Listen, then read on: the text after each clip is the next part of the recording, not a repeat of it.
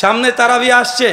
সহিহ বুখারী 2013 নম্বর হাদিস, দারুল উলুম দেওবন্দের নুসখা প্রথম খণ্ড 269 পৃষ্ঠা, একদম পরিষ্কারভাবে তারা লিখে রেখেছে কিতাবুস সালাতুত তারাবি, তারাবির অধ্যায়ের হাদিস। আম্মা জান আয়েশা রাদিয়াল্লাহু তাআলা আনহার হাদিস নিয়ে এসেছে আব্দুর রহমান বিন সালমা থেকে, মা কানা ইয়াজিদু ফি রমাজান ওয়ালা ফি গায়রিহি আলা 11 রাকা। আল্লাহর নবী রমজান মাস, রমজান বাদ দিয়ে 11 রাকাতে বেশি তারাবি পড়তেন না। যখন ইমাম বুখারীকে দেখছে কিতাবুস সালাতুত তারাবি অধ্যায় নিয়ে এই হাদিস নিয়ে এসেছে, সঙ্গে সঙ্গে হাদিসের দুশমন যারা আছে তাদের নুসখাকে ওই কিতাবুস সালাতুত তারাবি অধ্যায়ের নাম বাদ দিয়ে সালাতুল লাইল করে ছেড়ে দিয়েছে। আপনি এখনই উঠে রাখেন, এখনই দেখেন ইমাম বুখারী অধ্যায় রচনা করছেন কিতাবুস সালাতুত তারাবি, এই যে সালাতে তারাবি, তারাবি সালাতের অধ্যায়, অথচ হাদিস নিয়ে এসেছে আম্মা জানের 11 রাকাতের হাদিস। এখন এই হাদিসকে তারা তারাবি অস্বীকার করার কারণে অনেক রকমের অভিযোগ আছে, কয়েকটা অভিযোগ প্রথমে এখানে খণ্ডন করে দিই, কারণ আগামী 1 সপ্তাহ পরে তারাবি আসছে, মারামারি শুরু হয়ে যেতে পারে, তাই জেনে রাখা ভালো। মানে এটা হচ্ছে তাবিজ। 1 সপ্তাহ আগে তাবিজ বেঁধে বাড়ি চলে যান। যখন আপনাকে বলবে যেটা তারাবির হাদিস না, আপনাকে বলবে তাহাজ্জুদের হাদিস, প্রথম জবাব দিয়ে বলবেন ভাই আমরা হালাসের প্রত্যেক বাচ্চাই স্বীকার করি যেটা তাহাজ্জুদের হাদিস, কখন আমরা অস্বীকার করলাম যেটা তাহাজ্জুদের হাদিস না? আরে বেটা তাহাজ্জুদের তো হাদিস এবং তারাবিরও হাদিস, আমরা অস্বীকার করি না। অস্বীকার তো তুমি করেছো, তুমি বলছো এটা তারাবির হাদিস না, এটা তাহাজ্জুদের হাদিস। অভিযোগ 2, তারা বলে যে আল্লাহর নবী এই নামাজ 12 মাস পড়তেন, কিন্তু আহলে হাদিসরা মাত্র 1 মাস পড়ে, 11 মাস পড়ে না। বলে কি বলে না? আবার অভিযোগ করে বলে যে আহলে হাদিসরা তাহাজ্জুদ নামাজকে তারাবি বানিয়ে দিয়েছে, মানে যেই তারাবি সেই তাহাজ্জুদ। এটা আমাদের দাবি কি দাবি না? এটা আমাদের দাবি কি দাবি না? তারা বলে এটা আবার কেমন দাবি, যেই নামাজটা 12 মাস ছিল তাহাজ্জুদ, রমজানে হয়ে গেল তারাবি। আমার সাদা মনে সাদা প্রশ্নের সাদা জবাব, ভাই বলেন তো আজকে জুমার দিন কত রাকাত নামাজ পড়েছেন? জুমা আজকে জোহর পড়েছেন, সপ্তাহে আপনি 7 দিন জোহর পড়লেন, জুমা আবার জোহরের দিন জুমা হলো কেন? শুক্রবারের জোহর কই গেল? যেই নামাজ সপ্তাহে 6 দিন আপনি পড়লেন জোহর, কে জুমার দিন জোহর কিভাবে জুমা হয়ে গেল? ভাই কিভাবে হয়ে গেল? তার মানে বোঝা যাচ্ছে ওয়াক্তের কারণে, দিনের কারণে, সময়ের কারণে নামাজের নাম পরিবর্তন হতে পারে। জোহর ছিল 4 রাকাত, জুমা হয়েছে 2 রাকাত, তার মানে ইবাদতের কাইফিয়াত পরিবর্তন হতে পারে। জোহরের ফজিলত আলাদা, জুমার ফজিলত আলাদা, তার মানে বোঝা গেল একই নামাজ 2 রকমের নাম হতে পারে, তার কাইফিয়ত, ফজিলত এবং তার মর্যাদা সবকিছু পরিবর্তন হতে পারে। তার জ্বলন্ত উদাহরণ সপ্তাহে 6 দিন যে নামাজটা পড়ি জোহর, জুমার দিন হয়ে যায় জুমা। তার মানে একই নামাজের 2 রকম নাম হতে পারে কি পারে না? পারে। যখন দেখবে যে বুখারীর হাদিসের সঙ্গে তারা পারছে না, শুধু দেখবেন উল্টোপাল্টা করবে। যেমন ওই যে যখন বলি কাদের সঙ্গে কাঁধ, পায়ের সঙ্গে পা লাগিয়ে দেয়, তবে বুখারীর হাদিস, সুনান আবু দাউদের 666 নম্বর হাদিস, 667 নম্বর হাদিস, নবী বলছেন কাতারে ফাঁকা বন্ধ রাখো, মাঝখান দিয়ে যদি ফাঁকা থাকে শয়তান প্রবেশ করবে। আর কিছু কিছু বুখারীর দার্স দিয়ে হাদিয়া নেওয়া অনেকগুলো বড় বড় আল্লামা আছে, তারা বলে আহলে হাদিসরা বলে কাতারের মধ্যে ফাঁকা থাকলে নাকি শয়তান ঢোকে। তো কাঁধ তো মিলেছে, ঠিক আছে, মাঝখানে ফাঁকা দেখে শয়তান ঢুকবে না? দেখেছেন নবীর হাদিসকে মানবে না, তারা অস্বীকার করবে। নিজেদের মাযহাবের বিরুদ্ধে চলে যাওয়ার জন্য হাদিসের মধ্যে তারা উঙ্গলি পড়ার চেষ্টা করে, তারা আঙ্গুল দেওয়ার চেষ্টা করে। এই আচরণ ছিল ইহুদিদের। কাদের কথা বলেন? তুমি আচরণ করবে, তোমার আচরণ, তোমার ব্যবহার, তোমার চিন্তা চেতনা সবগুলো ইহুদিদের মতো। আর পাল্টা অভিযোগ করে আহলে হাদিস তারা নাকি ইহুদির দালাল। বলে কি বলে না? সূরা বাকারা খুলেন, সূরা নম্বর 2 আয়াত 60 থেকে 70 নম্বর আয়াত। বাংলা ইসলামিক ফাউন্ডেশনে পড়ে নেবেন। যারা দেওবন্দি হাজরাত আছে তারা যদি আহলে হাদিসের কোরআনে অনুবাদ পড়তে অ্যালার্জি হয়, আশরাফ আলী থানভীর বাংলা অনুবাদ কোরআন মাজিদ অনুবাদ করা হয়ে গেছে। যারা বেরলবি মানে সুন্নি মানে জিলাপি, তারা যদি আহলে হাদিসের কোন অনুবাদ কোরআন পড়তে অ্যালার্জি থাকে, তারা আহমেদ আলা হযরত আহমেদ রেজা খান বেরলবির কানজুল ইমান নুরুল ইরফান বাংলাদেশ থেকে অনুবাদ হয়ে গেছে, একটু দেখে নেন। সূরা বাকারা 60 থেকে 70 নম্বর আয়াত। নবী মুসা আলাইহিস সালাম আল্লাহর সঙ্গে 40 দিন সাক্ষাৎ করে আসলেন। আল্লাহ নবী মুসাকে বললেন, মুসা যাও এই ইহুদিগুলোকে বলো তারা যেন একটা কুরবানি করে। ইহুদিরা এত বড় বদমাশ, এত বড় খাটাস, আল্লাহর আইন তারা মানতে চায় না, সব সময় এই আঙ্গুল দেওয়া স্বভাব। সঙ্গে সেই ইহুদিরা নবী মুসাকে বলছেন, মুসা সত্যি কি আল্লাহ আমাদেরকে কুরবানি করতে বলেছে? মানে টেনশনে পড়ে গেছে। কথা মনে বুঝলেন না? নবী মুসা হ্যাঁ আল্লাহ তো বলেছে, আল্লাহ বলেছে কুরবানি করতে। বলছে একবার জিজ্ঞাসা করে এসে তো তোমার রবকে, আল্লাহকে, কুরবানি যে করব, কি কুরবানি করব? গরু না ছাগল না দুম্বা?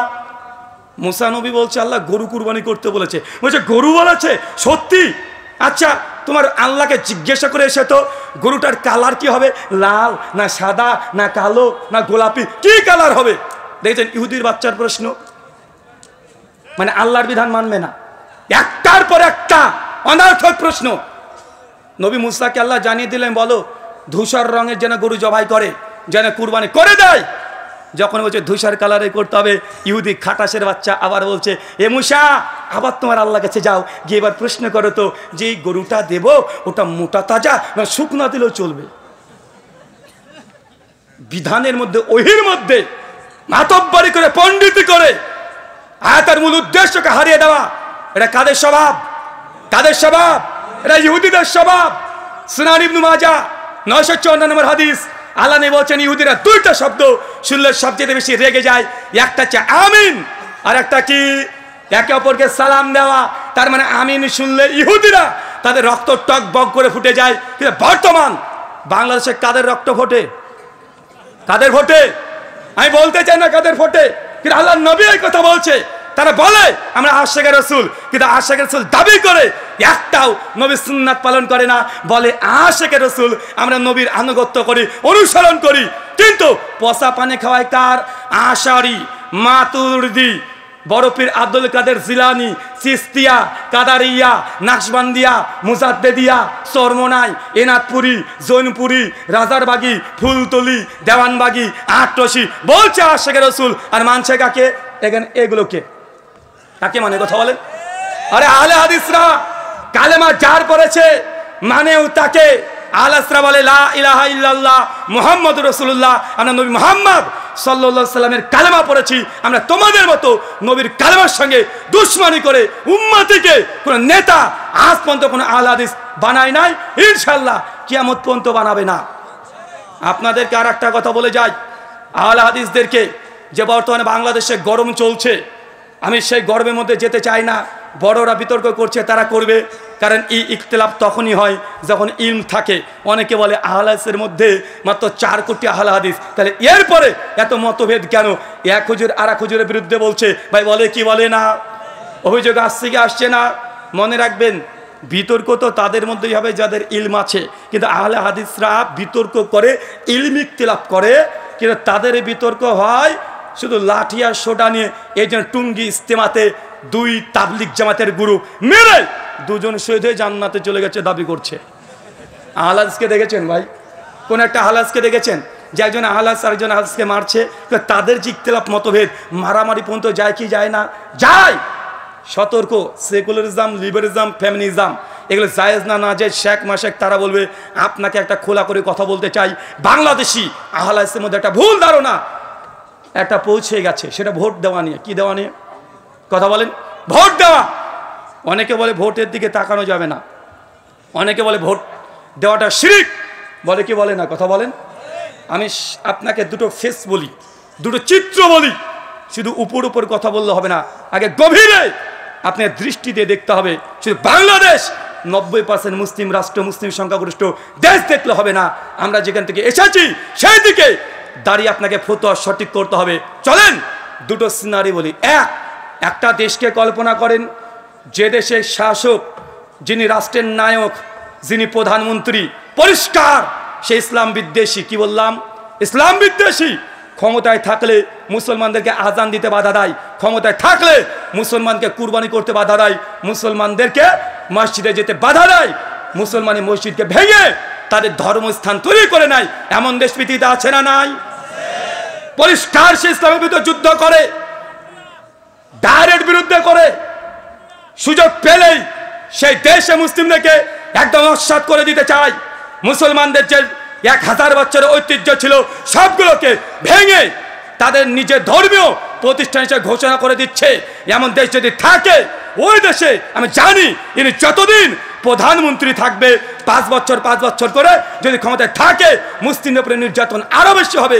কিন্তু ওই দেশে আরেকজন অপোজিশন আছে, বিরোধী দল আছে, বিরোধী নেতা দাঁড়িয়েছে, ধরেন সেও বিশ্বাসের দিক থেকে কাফের, মুসলমান নয়, কিন্তু আমরা জানি এই দেশে বিরোধী পক্ষ যিনি আছেন ইনি যদি ক্ষমতায় চলে আসেন তাহলে ইনি মুসলিমদের পুরো নির্যাতন করবেন না, মুসলিমদের নামাজ পড়তে বাধা দেবে না, হজ করতে বাধা দেবে না, জাকাত দিতে বাধা দেবে না, আজান দিতে বাধা দেবে না, মুসলমান মা বোন পর্দা পরে রাস্তায় চলাচল করবে, বাধা দেবে না।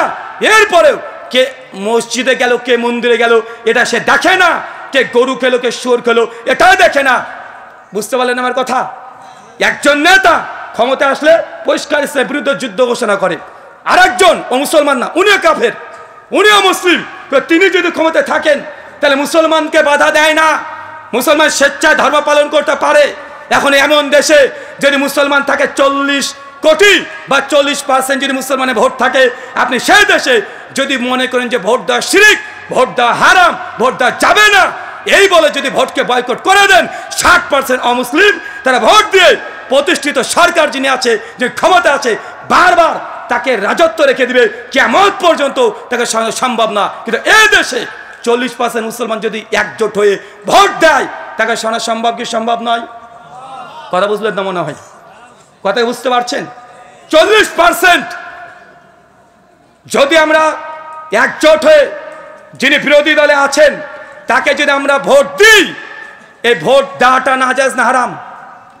বলেন না শিরক? কোনটা হবে?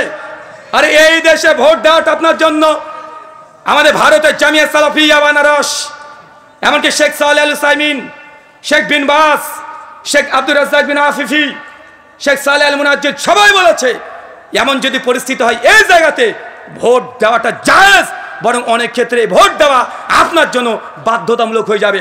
আপনি যদি ভোট না দেন, এই দেশে যদি কাফের সরকার বারবার থাকে, মুসলিমদের নির্যাতন হবে, এই সহকারী আপনি হয়ে যাচ্ছেন।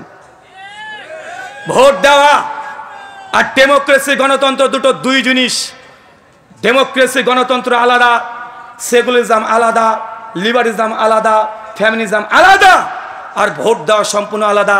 দুটোকে এক করে দেখলে হবে না, দুই রকমের রুলস। ভোট দেওয়ার সঙ্গে গণতন্ত্র সারানা কোনো সম্পর্ক নেই। বুঝতে পারলেন মনে হয়? নতুন মনে হলো? দেখেন, ভোট দেওয়া কখনো ওয়াজিবের দরজায় যায়, ভোট দেওয়া কখনো শিরকের দরজায় যায়, ভোট দেওয়া কখনো জায়েজ হয়, ভোট দেওয়া কখনো হারাম হয়। আপনাকে বললাম গুরুত্বপূর্ণ জায়গা, এই জায়গায় ভোট দিয়ে ওই রাষ্ট্রে মুসলমানকে টিকে থাকতে হয়। যদি না হয় বারবার ক্ষমতায় আসবে কি আসবে না? আচ্ছা, কোন দেশে শিরিক হবে এটাও জেনে নেন। ধরেন সৌদি আরব, গোটা বিশ্বে যতগুলো মুসলিম কান্ট্রি আছে তার মধ্যে মোটামুটি তারা কোরআন সুন্নাহকে সিংহভাগ মানার চেষ্টা করে। যদিও বর্তমান ফাঁস থেকে অনেক কাজ হয়, এটা আমরা আহলে হাদিসরা অস্বীকার করি না। প্রকাশ্যে মুসলিম রাষ্ট্রের বিরুদ্ধে আমরা ডাইরেক্ট সমালোচনা করি, অমুসলিমদের হাসির পাত্র আমরা সেই দেশকে, তৌহিদের দেশকে আমরা বানাতেও চাই না। এখন সৌদি আরবে মোটামুটি কোরআন মাজিদ হাদিস দিয়ে শরিয়া আইন চলছে না? এখন সৌদি আরবে যদি এমন কোনো বিপ্লব ঘটাতে চাই, এমন কোনো জামাত যদি উঠে আসে, তারা যদি আন্দোলন করে বলে আমরা কোরআনের আইন চাই না, শরীয়তের আইন চাই না, আমরা চাই ব্রিটিশ ল, গণতন্ত্র, আমরা চাই ব্রিটিশ ল দিয়ে সৌদি আরব কান্ট্রিকে আমরা রাজত্ব করব, তাই বলে ওইখানে যদি কোনো দল যদি দাঁড়িয়ে যায়, এই দলকে ভোট দেওয়া কি এই শিখলেন? তৌহিদে শিখেছেন এটা হারাম? জি না, এটা শিরক। এটা কি? কারণ একদিকে কোরআনের আয়াত, একদিকে কোরআনের শরীয়ত, ইসলামী হুকুম, আর একদিকে ব্রিটিশ ল, একদিকে আল্লাহর রচিত আইন, আর একদিকে মানব রচিত আইন। মানব রচিত আইনে যদি আপনি ভোট দেন তাহলে সেই সময় কি হবে? কথা বলেন। সেই সময় শিরক।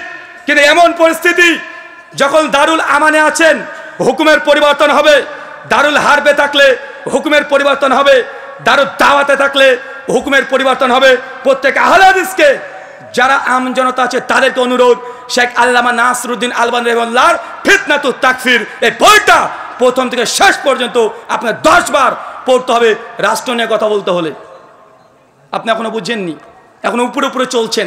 শুধু বাংলাদেশের প্রেক্ষাপটকে ভাবছেন, শুধু বাংলাদেশ নয়, ইসলাম হচ্ছে কম, বাংলাদেশের মুসলমান আমার ভাই, কাশ্মীর থেকে যিনি এসেছেন ওনাও ভাই, সৌদি আরবে যিনি আছেন তিনি আমার ভাই। একজনকে যদি আঘাত করা হয় পুরো বিশ্বের মুসলিম তারা আঘাত পাবে, এটা হচ্ছে মুসলমানদের ইমানি জাজবা।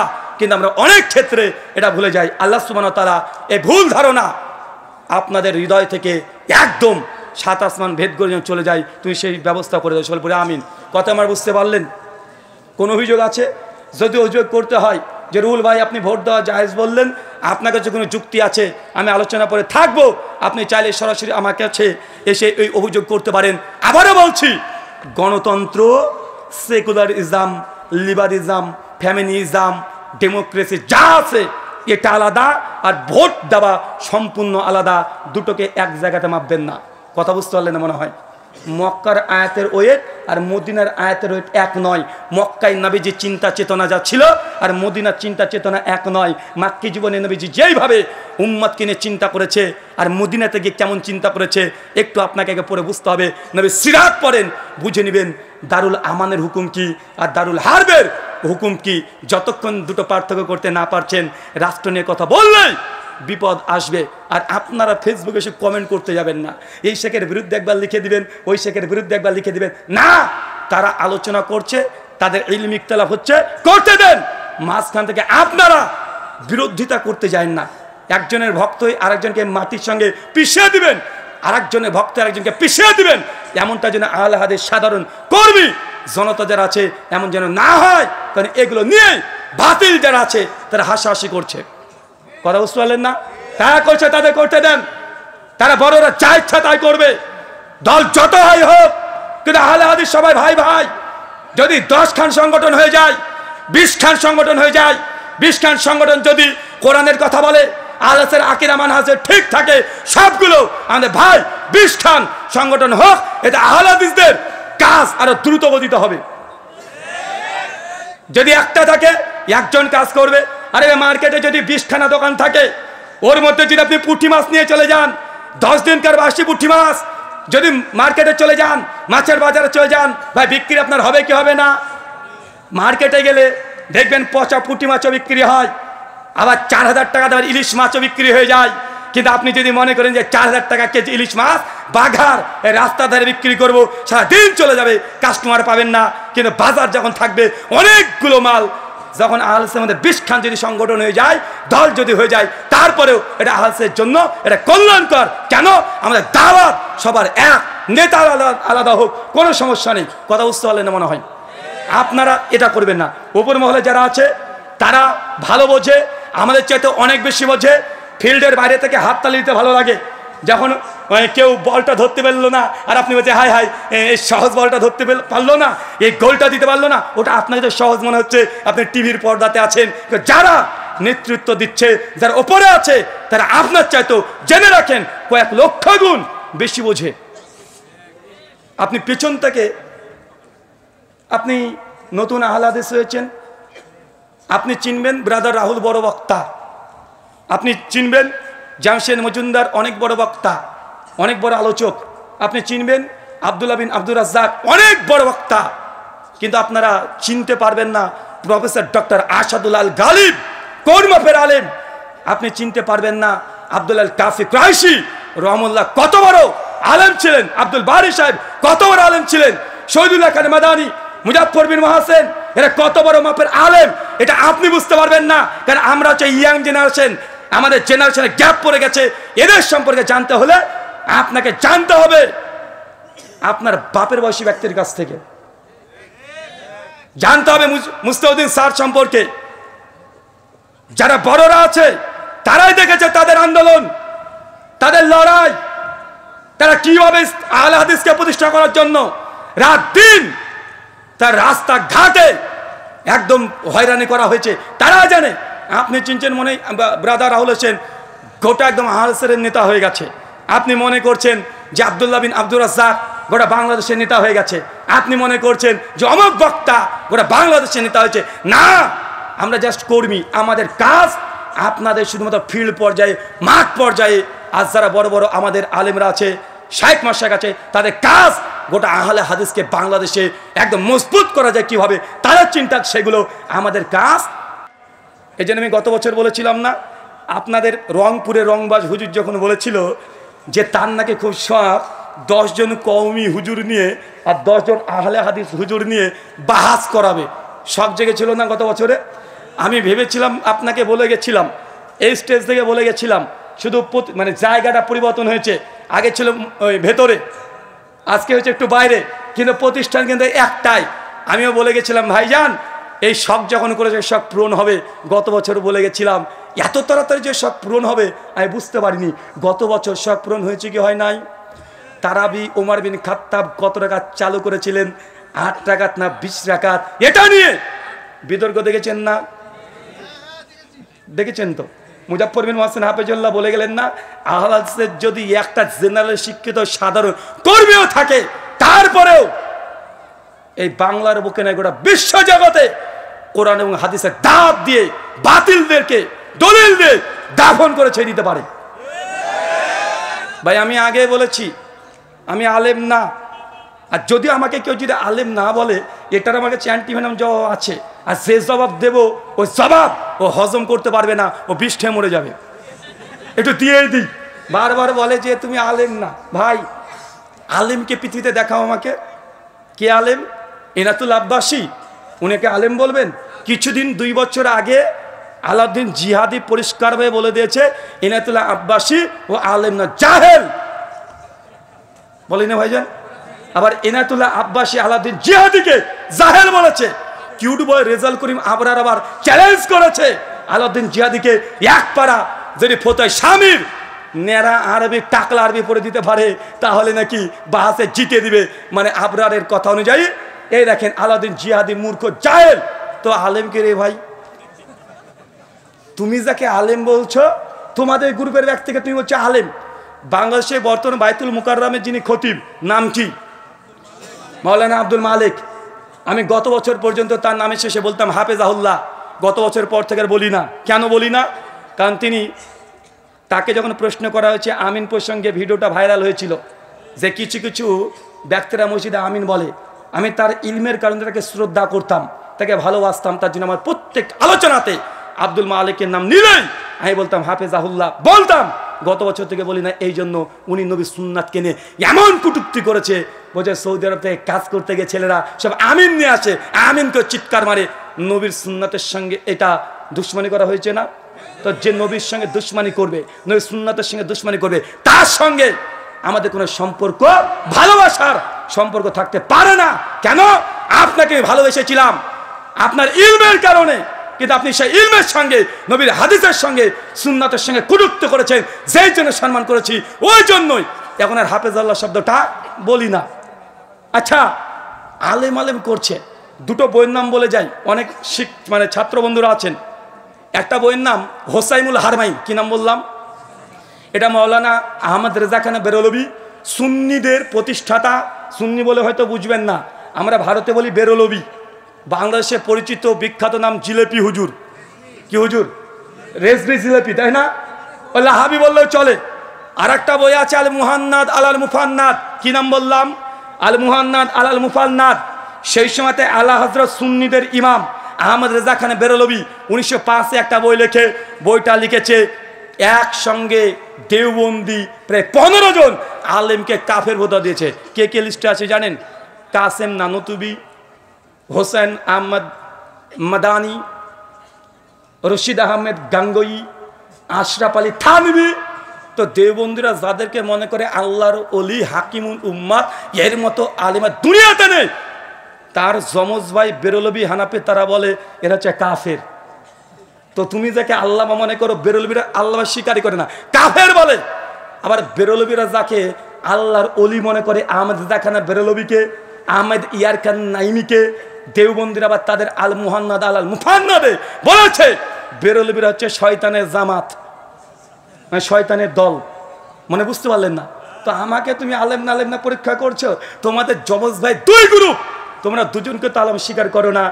এলাতুল্লাহ আব্বাসী বলে লুৎফর রহমান ফারাজি জাহেল, মূর্খ, কিছু জানে না।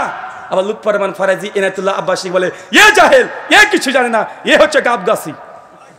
ভাই বলে কি বলেন না, কথা বলেন তো ভাই। আমি যদি মদিনা ইউনিভার্সিটি থেকে সনদ নিয়েও আসি, আমি যদি দেওবন্দ থেকে সনদ নিয়েও আসি, তারপরে তোমাকে আলেম স্বীকার করবে বলো, তাহলে আমি কাল থেকে বক্তব্য ছেড়ে দিয়ে দেওবন্দে গিয়ে ভর্তি হয়ে যাব। কিন্তু আমার মানহাজ আকীদা থাকবে আহলে হাদিস, আমাকে স্বীকার করে নেবে তারা, কথা বলেন। আমি দেওবন্দ থেকে 10 বছর পড়বো দরকার হয়, যদি তোমার সার্টিফিকেটের প্রয়োজন হয়, যদি আমাকে একাডেমিক্যালি পড়া যদি তোমার জন্য যোগ্য মনে হয়, তাহলে আমাদের এই যে মুকাররম বিন মুহসিন হাফেজাহুল্লাহ আল মাদানী তিনি আছেন, তার কথা হলো মেনে নাও। তিনি তো বলছেন শহরের বেদাত করছে কেন, তাহলে উনি তো আলেম না, কথা বলেন। শেখ মতিউর রহমান মাদানী হাফেজাহুল্লাহ তৌহিদ শিরকের বিরুদ্ধে এত কথা বলেছেন, অনেক কথা বলেছেন। তিনি তো হানাফি মাদ্রাসায় পড়েছেন, তিনি তো আবার মদিনাতে দীর্ঘদিন ধরে পড়ছেন, দাস দিচ্ছেন। আমি আলেম না, তিনি তো আলেম, তার কথাগুলো মেনে নাও। মানবা না কেন? কারণ তোমার বাপের বিরুদ্ধে যায়, তাই তোমার বাবার বিরুদ্ধে চলে যায়। মানে তোমার ফিরকার ও যদি জাহেল হয়, ও পরে কাল ও অনেক বড় আল্লামা, আর বিরোধী দল ওদের দলে যদি আল্লামা থাকে, তোমার বিরুদ্ধে গেলে তুই তাকে জাহেল বলতে দাও, তা আমার ডিগ্রি আর থাক আর না থাক যাই আসে না। কথা বোঝেননি মনে হয়? আমার ডিগ্রি থাকলেও তুমি মানবে না। আমি যে 10 বার দাওরা পাস করি, তারপর তুমি আমার কথা মানবে না। তাই তোমার কাছে ডিগ্রি দেখছে 5 পয়সা লাভ নাই। যদি প্রয়োজন হয় মাঠে আসো, তোমাকে দেখানো হয়েছে গত বছর। অনেকে বলছে যে ব্রাদার রাহুলের সঙ্গে ডিবেট করব না। কেন করব না? তো ওই যে জেনারেল শিক্ষিত সাধারণ মানুষ, তো আমি তো বলেছি যে পৃথিবীতে আলেম কেউ নাই, সবাই সবাইকে জাহিলি মনে করে, সবাই সবাইকে জাহিল মনে করে। তো তুমি যদি আমার সঙ্গে ডিবেট করতে না চাও, আমি আর একটা মেসেজ দিয়ে যাই আপনাকে, তোমরা যেসব আলেমের সঙ্গে আলোচনা করেছো, সেই আলেমেরদের সঙ্গে ডিবেট দেখবা, ওই 10,000, 20,000, 15,000-এর বেশি ভিউ হয় না, হয় না কি? কথা বলেন। গত বছর তারাবির ডিবেট হয়েছে, আমিও অবাক।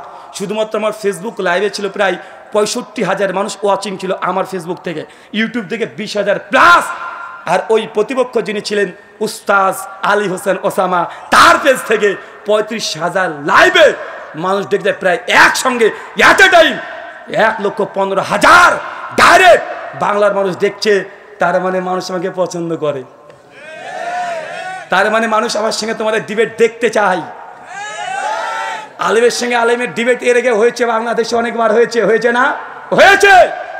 অতজন মানুষের আকাঙ্ক্ষিত ছিল না, মানুষ অত দেখারও আগ্রহ ছিল না। কিন্তু ব্রাদার রাহুলের সঙ্গে যখন ডিবেট হয়েছে, কমপক্ষে একসঙ্গে 1,10,000 বাংলাদেশে যতগুলো সোশ্যাল মিডিয়া প্ল্যাটফর্ম আছে সবচেয়ে রেকর্ড, একসঙ্গে 1,10,000 মানুষ ওয়াচিং। এটা জিন্দেগিতে হয়নি, হয়েছে, কথা বলেন দেখান। তার মানে চাচ্ছে, বাংলার জনতা চাচ্ছে ব্রাদার রাহুলের সঙ্গে ওই দেওবন্দি বা বেরলবি তাদের আরো ডিবেট হোক। চান কি চান না? জি। সামনে রামাজান, অনেকের কামড়া কামড়ি শুরু হয়ে গেছে। তারাবি 8 নাগাদ না 20 নাগাদ, ওটা তো কেস ইজ ক্লোজড, ওটা তো কমপ্লিট হয়ে গেছে, ওটা নিয়ে আর হবে না। বাংলার মানুষ বুঝে নিয়েছে। মানুষ আগে মনে করতো যে নবী আমার 8 টাকার তারাবি পড়েছে আর ওমর বিন খাত্তাব 20 টাকার তারাবি চালু করেছে, অনেক আহলে হাদিস এটাই মনে করতো না। যখন এই বিষয়ে যখন প্রথম হেডিং হয়েছিল, আমাকে অনেক মাদানী আলেম ফোন করেছে যে রুহুল ভাই আপনি এটা কিসে আপনি ডিবেট করতে যাচ্ছেন, যে ওমর বিন খাত্তাব কতবার তারাবির আদেশ দিয়েছেন আর ওমর তো 20 টাকাতে চালু করেছেন। তাদের এরকম ধারণা ছিল, অনেকে আমার প্রতি অভিযোগ করেছে। আমি বলেছি পিকচার আবি বাকি হে, कुर्सी का पेटी बांध लीजिए, मौसम बिगाड़ने वाला है। মানে তাড়াতাড়ি সিট বেল্টটা বেঁধে নেন, আবহাওয়া খারাপ হতে চলেছে। সবার ধারণা এটাই ছিল যে ওমর বিন খাত্তাব 20 টাকা চালু করেছে, নবী 8 টাকা পড়েছে। আমি দেখেছি ওমর বিন খাত্তাব 20 টাকার তারাবির কথা বলেনি, তিনি আদেশও করেনি। তার যুগে কে কে পড়েছে নাম নেই হাদিসে, কিন্তু ওমর বিন খাত্তাব যে মুয়াত্তা মালিকের হাদিসে 8 টাকা তারাবির আদেশ করেছে। গোল্ডেন চেন, এই গোল্ডেন চেনে মর্ম তো তারা বুঝবে না। বাদরের গলায় যদি সোনা বা মুক্তার যদি চেন লাগিয়ে দেন, ও তো ছিঁড়ে ফেলবে না। আর তার ছেঁড়া চেন নিয়েও খুশি হবে, কেননা 20 টাকা ওমর বিন খাত্তাব যে চালু করেছে, যে হাদিস মুসনাদ থেকে দিয়েছে, আমরা প্রমাণ করে দেখিয়ে দিয়েছি ওই হাদিস মুনকাতে, মানে সনদ বিচ্ছিন্ন, মানে ছেঁড়া চেন। কোথায় আমার সোনার চেন, কোথায় তোমার ছেঁড়া চেন? ছেঁড়া চেন নিয়ে খুশি, তুমি খুশি থাকো। তবে আর একটা বাকি আছে, রামাজান, ফিতরা, টাকা না খাওয়ার, কোনটা সুন্নাত? ডিবেট চান? কার সঙ্গে চান? প্রতিপক্ষ কে? হ্যাঁ, কিউট বয়। বাবা ভোটে কিউট বয়ের নাম এসেছে। কিউট বয় তোমাকে চাচ্ছে রমাজানে, ফিতরা টাকা না খাবার। রেডি? রেডি তো আপনারা? আচ্ছা, উনি বলবেন যে না উনি জেনারেল আর ও হচ্ছে মিনারেল। ও হচ্ছে মিনারেল। কি কথা বলেন? মিনারেল আর আমরা চাই জেনারেল। তো ভাই জেনারেলের কাছে একবার তো এসেছিল না? ডিবেটার নাম দিতে হবে না, দাও আলোচনা, দাও পর্যালোচনা, দাও মিটিং, দাও বৈঠক, যা ইচ্ছা তাই নাম দিয়ে দাও, তাও কোনো সমস্যা নেই। যে লাউ সেই কদু, কথা বুঝলেন না? মানে পেস্টিজে বাঁধে। বলছে ডিবেট নামে যা যাবে না, কি নামে আসতে হবে? পর্যালোচনা। তাই আসো। যে পারে সব জায়গায় পারে, তাই না? যে পারে সে সব জায়গায় পারে। আল হাদিস জনতা চাচ্ছে এবছর রমজান মাসে ফিতরার আগেই ফিতরার টাকা দেয়া সুন্নাত না খাবার দেয়া সুন্নাত, এই মাসালায় যত দেওবন্দি বাংলাদেশে আছে, ইন্ডিয়াতে আছে, সুন্নি বেরলবি যা আছে, সবাই না ভাবতে পারে সবাইকে হয়তো চ্যালেঞ্জ করব, অত নিচে আমরা নামতে পারবো না। সুরের সঙ্গে লড়াই করার জন্য ওই নর্দমায় নেমে কাদা মাখতে রাজি নই। যারা মূল স্ট্রিম আছেন তারা আসেন। আর যদি মনে করেন যে না আমার ডিবেট করার জন্য ইজাজত লাগবে, এখানে মাদানী সাহেব আছে, তিনার সম্মতি নিয়েই এই বিতর্ক হবে। চান কি চান না? কথা বলেন। 1 cute boy, 2 play boy, 3 night boy. নামগুলো জানা আছে তো? কিউট বয় কে বলেন তো? সবাই তো জেনে নিয়েছেন। নাইট বয় কে? ওই যে রাত্রিবেলা চশমা পরে, অটো তালাক বউ করে দেয়। আমি ঘরে থাকবো, বউ নিয়ে আমার বউকে তালাক দিয়ে দেয়। এদের তো চরিত্র খুব ভালো না, কথা বুঝলেন না ভাইজান? 3 নম্বর প্লে বয়, রংপুরে রংবাজ হুজুর, গত বছর থেকে ভ্যানিশ, আর নাই। আর দেখা যায় আল হাদিসরা নাকি ইহুদিদের বিরুদ্ধে কথা বলে না, ফিলিস্তিনের যুদ্ধের জন্য কথা বলে না। গত বছর 5ই আগস্টে যা ঘটে গেছে, ওই প্লে বয়কে মাঠে দেখা যায় না, ও ঘুমিয়েছিল। ফেসবুকে দেখেছেন, আন্দোলন করতে দেখেছেন, রাস্তাতে নামতে দেখেছেন, কোন জায়গায় গিয়েছে না? বেটা ফিলিস্তিনের যুদ্ধ করতে যাবে তোমার নিজের মাতৃভূমিতে। ছেলেরা রক্ত দিয়েছে রংপুরে অনেকেই, তারপরে তার পাতো দূরের কথা পাঞ্জাবে দেখা যায়নি, দেখা গিয়েছে। তোমরা কত বড় মুজাহিদ বাংলার মানুষ দেখে নিয়েছে, ভয়ে ঘাপটি মেরে ফেসবুকে একটা কমেন্ট করার সাহস পায় নাই। বরং কিছু কিছু মানুষ রটিয়ে দিয়েছিল সেই সময় ওই প্লে বয় ও নাকি গুম করে নিয়ে চলে গেছে। 2 দিন পর ফেসবুকে এসে বলছে একটা গুজব কেউ ছড়াবেন না। সেই সময় দেখবেন 5ই আগস্টে পোস্ট করেছিল, গুজব কেউ ছড়াবেন না।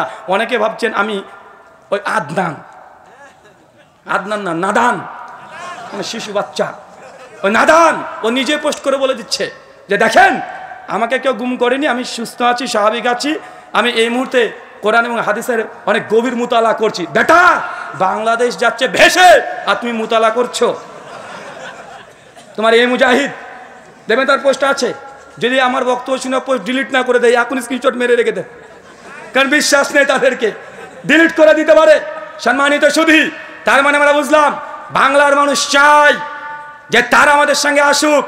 নামও যে 3 জনে বলে দিয়েছি, কয়েকটা নাম নতুন যুক্ত হবে বছরে। তার মধ্যে একটা আরিফ বিন হাবিব খুব ফটর করেছিল। বেটা বলেছে 1264 হিজরির আগে নাকি কেউ 8 টাকা তারাবি এই আন্দোলন নাকি ছিল না। আমি তোমাকে চ্যালেঞ্জ করে বলেছি, মায়ের যদি দুধ খেয়ে থাকো 1284 হিজরির আগে তারাবি তাহাজ্জুদ আলাদা নামাজ একটা দলিল তোমার বাপের ঘর থেকে হলে দিয়ে যাবে। এটা 1264 হিজরির আগে 84 হিজরির আগে কেউ দাবি করেনি, কেউ না। যদি বুকে দাম থাকে তারাবি না তাহাজ্জুদ একই নামাজ না ভিন্ন নামাজ, এই বাহাসে আরিফ বিন হাবিব ওয়েলকাম, চলে আসো, রাজি আছি। তুমি আবার বলো না জানো যে জেনারেল, কারণ তুমি একাধিক আলোচনা তো বলেছো যে তুমি যে মসজিদে খুতবা দাও, যে মসজিদে আলোচনা করো, মাঝে মাঝে আহলে হাদিস ছেলেরা ছোকরারা নাকি গিয়ে বলতেন বা বলেন যে আপনারা কেন বুকের উপরে হাত নাভি নিচে হাত বাঁধেন, বুকের উপরে হাত বাঁধা হাদিস নাকি সহি। তুমি নাকি বলে অ্যাস খুলে সব খুলে হাদিস থেকে বুঝিয়ে দাও। বেটা আমি আহলে হাদিস, আসো একবার বুঝাতে আসো। তারাবি তাহাজ্জুদ এক নামাজ না ভিন্ন নামাজ? রমজান মাস, কেননা আগে থেকে তারা শোরগুলো পাকিয়ে দিয়েছে। আর আমি আগে বলেছি ভালো হতে চাই, কিন্তু এই হুজুররা আমাকে ভালো হতে দেয় না। আমি কত চেষ্টা করি ভালো হয়ে যাব, বারবার চেষ্টা করি যে আমার এই ভাইদের সঙ্গে ডিবেট বাহাস মোনাজারা করবো না, বারবার শুধু পেছনে খোঁচা দেয়। তো খোঁচা দিলে তো বাসঝার রেডি আছে, রেডি আছে না নাই? তুমি খোঁচাখুচি করবা, বাসঝার নেবা না, তোমাকে বাসঝার নিতে হবে। আর আমরা দেওয়ার জন্য সবসময় প্রস্তুতি নিয়ে থাকি। তার জন্য আপনি আগে বলে দিয়েছি, তারাবি তাহাজ্জুদ যদি দাম থাকে, কিউট বয় তুমি চলে আসো, না পালে তোমার প্লে বয়কে পাঠিয়ে দাও, তাও না পালে নাইট বয়কে পাঠিয়ে দাও, তা না পালে আরিফ বিন হাবিব, এখনও তার সঙ্গে ভদ্রতা হচ্ছে, যতদিন সে ভদ্রতা দেখাবে। তারপরে আরো যদি না হয়, তোমাদের কি যেন নাম, আর একটা কি নাম যে ওটা, হ্যাঁ ও বাচ্চা ছেলে রফিকিকে তো 2017 সালে মালিটলা মসজিদে সাইজ করে ছেড়ে দিয়েছি, বেচারা তারপর থেকে আর কথা বলে না। লুৎফর রহমান ফারাজি ও লিস্ট থেকে আউট হয়ে গেছে, ওকে মনে মঙ্গল করে খুঁজতে হবে, ওকে দেখাই যায় না। দেখা যায় আর তামিদুল মাওলা, ও গায়েব, অদৃশ্য, ও বৃহস্পতি গ্রহে বসবাস করছে এখন। কিন্তু এখন মাঝে মধ্যে একটু উঠবই, লাভ দিত অনেকটা কমে গেছে, কিন্তু ইদানিং ফেসবুকে আবার শুরু হয়ে গেছে। বড় শয়তানগুলোকে বেঁধে দেয় রমজান আসে, ছোট শয়তান ওরা কিন্তু খুচাখুচি করবে, করে কি করে না?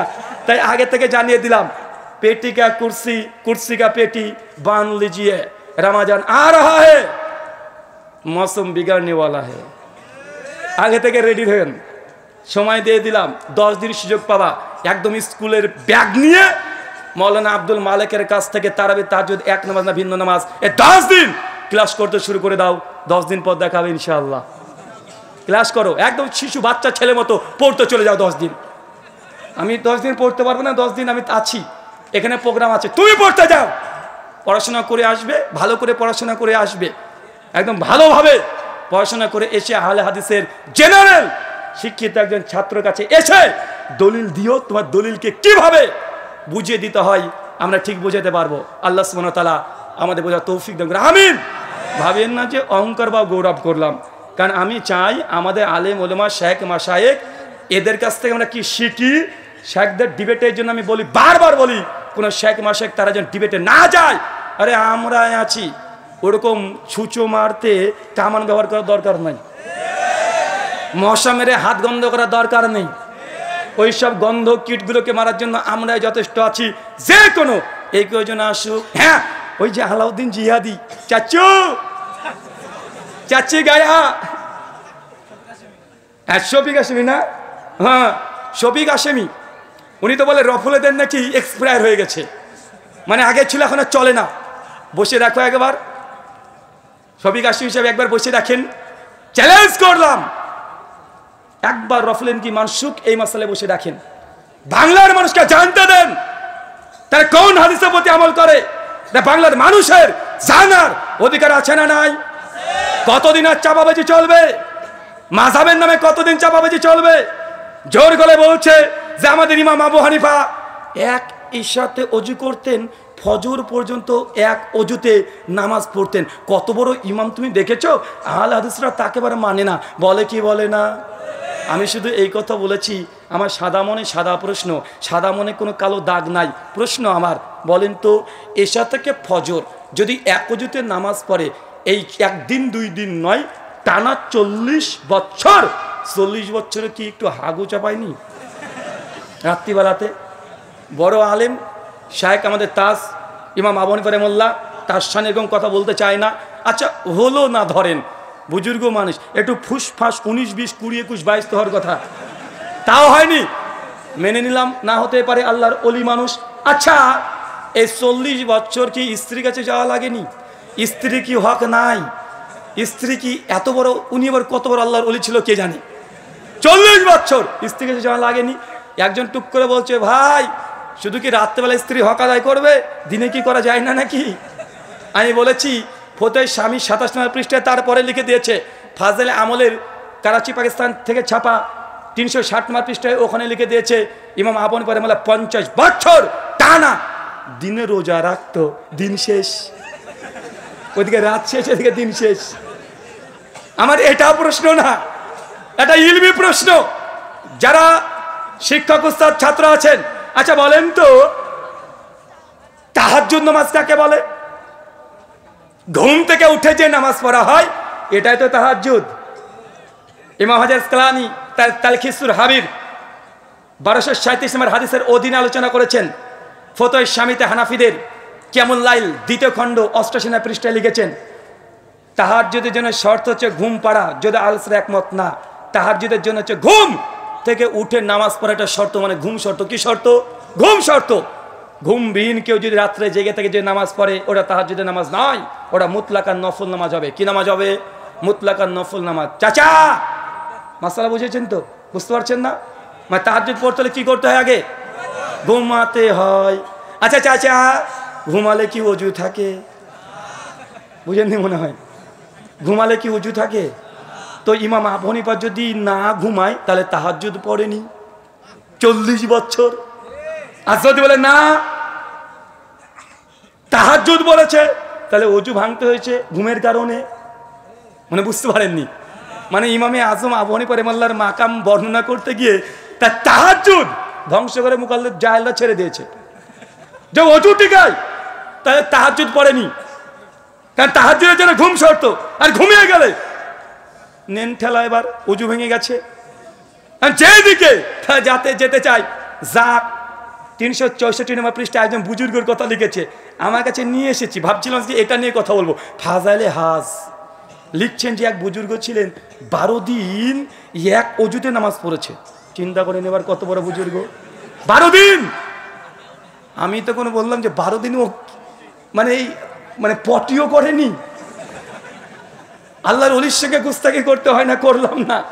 12 দিন একটু হাগু করেনি, একটু 19, 20, 20, 21, 22ও করেনি।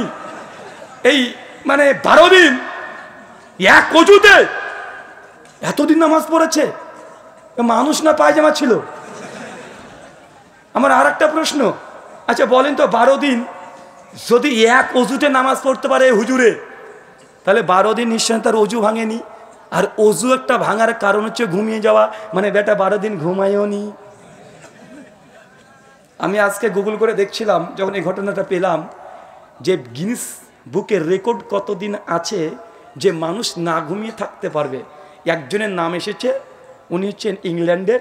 উনি না ঘুমিয়ে টানা 7 দিন ছিলেন। কয়দিন? 7 দিন। মেডিকেল অনেকগুলো আমি তথ্য একটু ঘাটাঘাটি করলাম। চ্যাট জিপিটি হাফেজাউল্লাহকে প্রশ্ন করলাম, কিছু ওয়েবসাইট থেকে ঘাটাঘাটি করলাম, দামাত বারকাতুম আলিয়া ফেসবুক তো আছেই, সব ঘাটাঘাটি করে দেখলাম বিজ্ঞান ডাক্তার সায়েন্স আমাদেরকে বলছে টানা একজন ব্যক্তি 7 দিনে বেশি না ঘুমিয়ে থাকতে পারবে না। সর্বোচ্চ 5 দিন পারবে। 5 দিন যে না ঘুমায় তারপরে ও মানুষ থাকবে না, পাগলা হয়ে যাবে। তার মানে বুঝে নিয়েছি তোমার ওই হুজুর হয় সে মিথ্যুক ছিল, নচেত পাগল ছিল। আল্লাহর ওলি না, ও পাগল টাল। বুঝেন নাই? 12 দিন না ঘুমিয়ে থাকবে। তো তোমার বুজুর্গর নামটা গিনিস বুকে লিখে দিয়ে আসো না যে আমার হুজুর ফাজাইলে আমল এত নম্বর পৃষ্ঠা 364 নম্বর পৃষ্ঠা 12 দিন না ঘুমিয়ে থেকেছে। নামটা তার থাকার দরকার, কিন্তু কোথায় ইংল্যান্ডে লোকটার নাম আছে? একটু আন্দোলন করো না। কথা বুঝলেন না মনে হয়? মানে এমন এমন ঘটনা মানে মাঝে মধ্যেই দেখি। এই ফাজাইলে হজ একজন বুজুর্গ ছিলেন, উনি আফগানিস্তানে কোন করাচি মানে পাকিস্তানের করাচির ওই সাইডে আশেপাশে বাড়ি। হঠাৎ নাকি হজ করবেন, টাকা পয়সা নাই, পায়ে হেঁটে যেতেও পারে না। উনি নাকি কি করলেন, উনি একটু চিন্তা করলেন নবীর প্রতি একটু সালাম পেশ করবেন। অনেক শখ, কিচ্ছু পারলেন না। চোখটাকে বন্ধ করতে করতে করতে করতে বেচারা ঘুমিয়ে গেলেন। বেটার ধর্মটাই স্বপ্ন। ঘুমিয়ে গেছেন। একটুবার দেখছেন যে উনি উড়তে উড়তে চলে গেছেন, গিয়ে একদম কাবা শরীফ, চোখ ঘুম ভেঙেছে আর সামনে দেখছে কাবা শরীফ। কথা বুঝলেন না? যে বলছে তারপরে আমার ওই হুজুর আমার বুজুর্গ কাবাকে তাওয়াফ করলেন, মদিনায় চলে গেলেন, তারপরে নবীকে সালাম দিলেন, তারপরে আবারও ঘুম ভেঙেছে। আর একবার দেখছে ওর বাড়িতে আছে, মানে ওর হজ কবুল হয়ে গেছে। আমার সাদা মনে সাদা প্রশ্ন, ভাই যদি ভারত বাংলাদেশ পাকিস্তান থেকে যায় কেউ উমরা বা হজ করতে, তো তাকে ইহরাম বাঁধা লাগবে না? তো তোমার হুজুর ইহরাম কখন বেঁধেছে? ও তো ডাইরেক্ট কাবা দেখেছে। মানে বুঝলেন না মনে হয়? মানে এই ভণ্ডদের বদমাইশিদের মানে কারামত দেখা দেখে বেটা ইহরাম ছাড়া তোমার হজ উমরা হবে? তো তুমি ইহরাম কোথায় বাঁধলে? তুমি যে লিখে রেখেছো ডাইরেক্ট চোখ খুলে দেখছে কাবা, তো কাবার সামনে ইহরাম বাঁধতে হবে নাকি রে বেটা?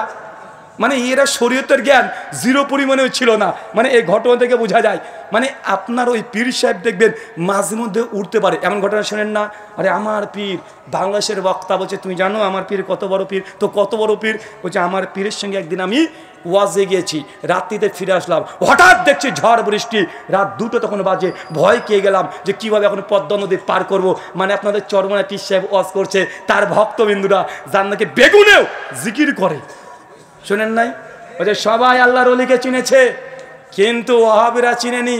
আমার পীর সাহেব এত বড় পীর, সিংহ এসে প্রণাম করে চলে যায়। তোমার পীর সাহেবকে একটু ডেকে নিয়ে এসো, আমাদের কলকাতার চিড়িয়াখানায় ঢুকে দেবো, 10 মিনিট থেকে দেখিও। বলছে ও সবাই চিনেছে আল্লাহর ওলিকে, ওই সিংহ নাকি চিনে নাই। ভাই বলে কি বলে না। তারপরে বলছে যে পীর সাহেব হঠাৎ দেখছি ঝড় বৃষ্টি, কিভাবে নদী পার হবো? নদীর কাছে এসে দেখি মাঝিও নাই, নৌকায় নেই, মহা মুসিবত। পীর সাহেবকে বললাম, পীর সাহেব কিভাবে নদী পার হবো? আমার তো ভয় লাগছে। বলদ নামক মুরিদকে পীর বলছে, বাবা তোমার কাছে জায়নামাজ আছে? জি আছে। সঙ্গে বগল থেকে বের করে জায়নামাজটা পীরকে দিয়ে দিয়েছে, পীর নিচে পেতে দিয়েছে। তখন বলছে, শোন তুই জায়নামাজে দাঁড়িয়ে যা, মনে মনে আমার নাম স্মরণ করতে থাক। এখন পীর সাহেবের সঙ্গে মুরিদ জায়নামাজে উঠে দাঁড়িয়ে আছে। মুরিদ তখন বলছে, একটু পর দেখছি আমার জায়নামাজ উঠতে উঠতে উঠতে উঠতে একদম নদী পার করে আমাদের বাড়ির সামনে একদম বসিয়ে দিয়েছে। আমিও বুঝলাম যিনি এই ঘটনা লিখেছেন উনি আলিফ লায়লা অনেক বেশিবার দেখেছেন। জায়নামাজকে উঠিয়ে নিয়ে বেড়াচ্ছে, মানে এদের ভণ্ডামি যা আছে সবগুলো কেচ্চা কাহিনী জমা করে রেখে দিয়েছে এইসব গ্রন্থগুলোতে। মানে জায়নামাজে উঠছে, মানে পীর সাহেব উঠতে পারে। বলছে আমার বুজুর্গ 3 দিনে 3 মাসের রাস্তা এক পলকে পার করে দিয়ে চলে এসেছে। ভাই বলে কি বলে না। আমি তো গতকালকে কোথায় প্রোগ্রাম করছিলাম জানো? ওটা সুন্দরগঞ্জে কালকে প্রোগ্রাম করছিলাম। আমি বাংলাদেশের পীরদেরকে বলেছিলাম যে আপনারা যদি যদি উঠতে টুটতে পারেন তো আগামীকাল রাজশাহীতে দারুল হুদা কমপ্লেক্সের আলোচনা সম্মেলন আছে। তো গোটা বাংলাদেশের যত পীর আছে সবাইকে আমি চ্যালেঞ্জ করেছি, এই চ্যালেঞ্জ পীর সাহেবের মরা পর্যন্ত, আমার মৃত্যু পর্যন্ত না, তার মরা পর্যন্ত কিছু করব না। জাস্ট আজকে রাজশাহীতে আছি, পীর সাহেবের বিমানের টিকিট আমি করে দেব, খেদমতের ব্যবস্থা আমি করে দেব, তার যদি কোনো কিছু লাগে টাকা পয়সা হাত দিয়ে সব দেবো, সমস্যা নেই। শুধু রাজশাহী বিমানবন্দরে আমি আর পীর সাহেব উঠে পড়বো, আমরা যাব ঢাকা। যখন বিমানটা ছেড়ে দিবে অনেক উঁচুতে, বিমানটা যখন চলবে মাঝ পথে গিয়ে পীর সাহেবকে বিমানের দরজা খুলে নিচে ধাক্কা মেরে ফেলে দেবো। পীর সাহেব মানুষকে উপর থেকে ফেলে দিলে তো নিচে এমনি পড়বে, গ্র্যাভিটি আমাদেরকে তাই বলে না, তাই না? মানে উপরে ফেললাম কোথায় পড়বে? স্বাভাবিক। এটা হচ্ছে নিচে, এটা কোনো কারামত নেই। কারামত কোনটা? ওই যে উপরে যখন চলবে পীর সাহেবকে ধাক্কা মেরে ফেলে দিব। একটু ঢাকা বিমানবন্দরে, শাহজালাল বিমানবন্দর, আল্লাহর অলির নামে বিমানবন্দর, ওই বিমানবন্দরে আস্তে আস্তে আস্তে আস্তে ল্যান্ড করে দেখাও। আমি উঠতে বলবো না বাবা, আমি উঠতে বলছি না, এটা ল্যান্ড করে দেখাও। তুমি নাকি 3 মাসের রাস্তা 3 দিনে পার করে দাও, তুমি নাকি বাড়িতে বসে বসে মক্কাতে নামাজ পড়ো। ভাই বলে কি বলে না। মানে পীর সাহেব এত বড়, মানে এত বারবার উঠতে পারে, তো বিমান থেকে ধাক্কা মারে ফেলে দেবো, ল্যান্ড করে দেখাও। এই জন্য বলেছি পীর সাহেবদের যা কারামত, আগেকার পীর সাহেব যতই ধরনের কারামত দেখবেন, পীর পানি দিয়ে চলতে পারে, পীর আকাশে উড়তে পারে, পীর সাহেব আগুনে চলতে পারে, সবগুলো আজ থেকে 100 বছর আগেকার কারামত। 100 বছর আগে যে পীরগুলো ছিল তাদের এই কারামত ছিল, কিন্তু 100 বছরের মধ্যে ভাই পীর আছে না নাই? পীর হয়েছে কি হয় নাই? বাংলাদেশে 1 লক্ষ কোনো পীর আছে। তো পীর সাহেব আগেকার পীরের তো এতগুলো মজিজা ছিল, কারামত ছিল, আপনি তো পীর। আপনাকে ছোট্ট একটা বার্তা আপনাকে বলে দিই যে এখন আপনাদের কারামত আর চলে না কেন? কারণ এই দেখেন ক্যামেরাগুলো আছে। ক্যামেরা যেই দিন থেকে আবিষ্কার হয়েছে, পীর সাহেব